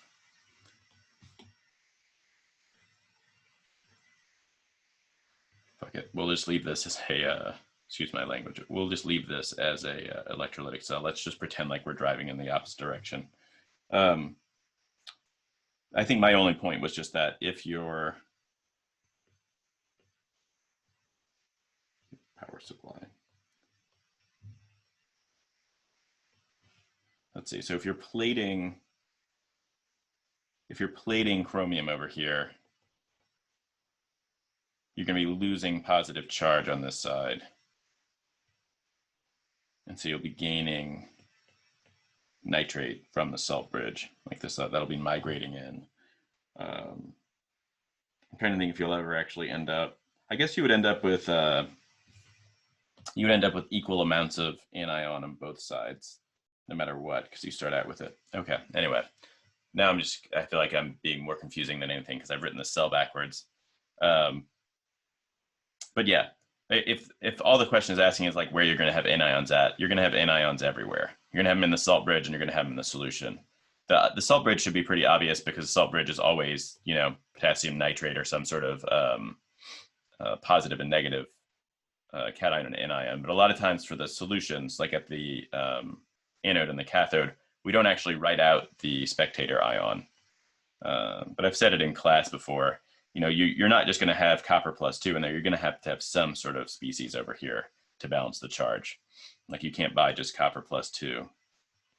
You have to buy copper, you know, with nitrate or something attached to it, or copper chloride or something like that. And the same thing is true over here. You're going to have chromium +3.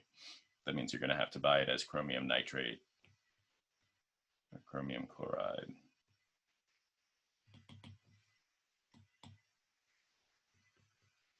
Or whatever.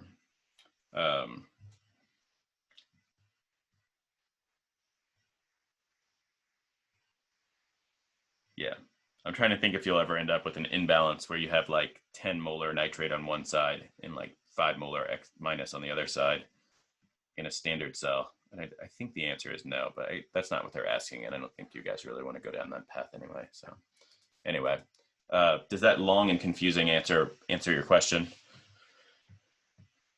I think Taylor actually ultimately answered it anyway, but Yeah, no, that's all good. yeah. So yeah, all of those things will contain anions. That's the answer. That's not the worst question. I misunderstood it. Anything else before we wrap up here?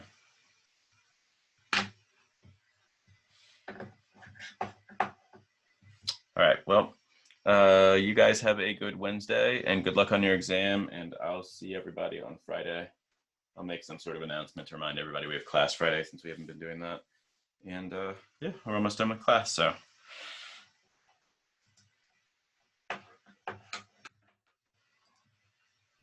Thank you.